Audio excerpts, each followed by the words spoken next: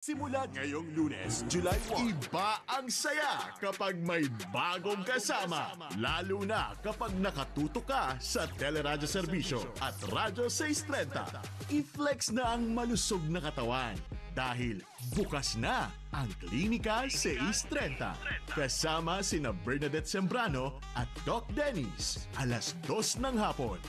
May nakikinig sa'yo kaserbisyo. Ako to, si Chang Ami.